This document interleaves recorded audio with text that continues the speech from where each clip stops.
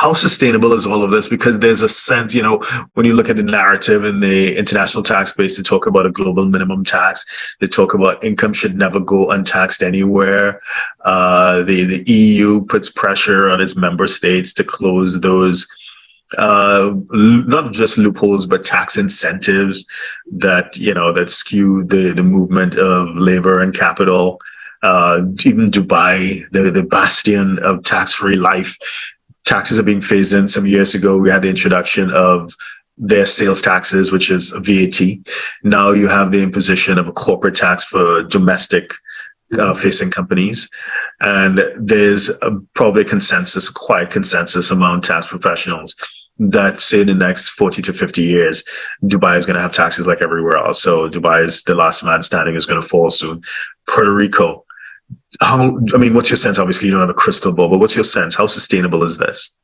Well, I think that basically, at least from the Individual Investors Act, probably, I don't think that they will, let's say, have a lot of years of future for new applicants. Probably there are political pressures right now in Puerto Rico because all of these movements in real estates, there's a bubble right now on market prices and all the stuff. And basically, if you want to make sure that this type of tax benefits make sense for the economy of the territory, you need to actually ask for another parts, right? Right now, they only have to or purchase a home in Puerto Rico, but let's say to invest in or put their cash on Puerto Rico financial institutions, so you can like some kind of boom the availability of funds in Puerto Rico financial institutions to provide loans, etc. for the economic movement.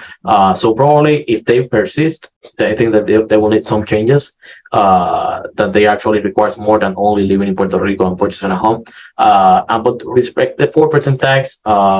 It has been decades in Puerto Rico for the tax benefits, but certainly, and the global minimum tax as well. Based on the discussion, I think that may change some kind of the rules for big companies. But at the end, from my perspective, I prefer that territories like Puerto Rico that doesn't necessarily have all the powers to do or enter into international agreements or international tax treaties, because we cannot do that. We are limited by the U.S. to do that, and Puerto Rico does not participate in any of the U.S. tax treaties.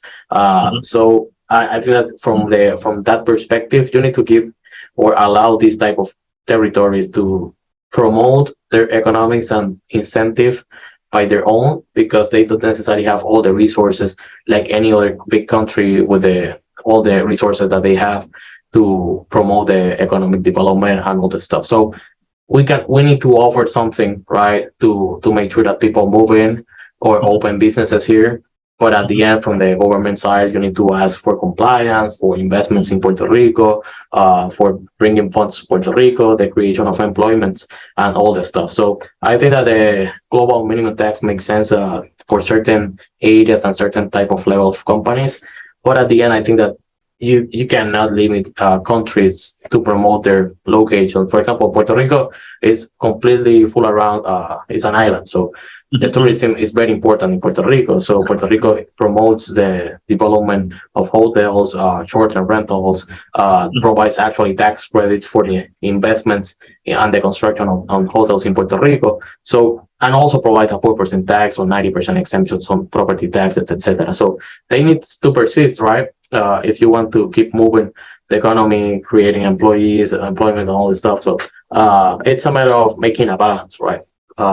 Making sure that you, from a government perspective, you are fiscally responsible with all the stuff. You have an issue with making sure that you don't have significant tax rates for small and medium families and persons in Puerto Rico, but does not bring all the tax benefits to big companies, right?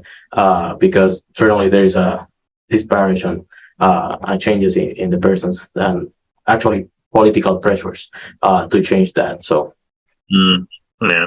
So just to kind of summarize what my takeaway is from that, there are two areas to look at.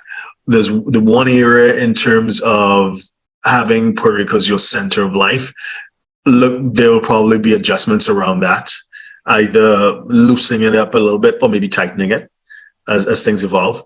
On the other side, the tax rate may move in the various spaces, but it will always be at a discount to the mainland to create an incentive for businesses and individuals to make Puerto Rico their economic home and to bring economic activity. So it may not be 4% forever, but it'll be less than whatever the U.S. mainland is asking for. Sorry. I gotcha. So if you're a 6, 7, or 8-figure investor, entrepreneur, or business owner who needs a tailor-made solution from a qualified team of professionals, we can help you achieve the international lifestyle, the freedom, and even the tax savings you're looking for.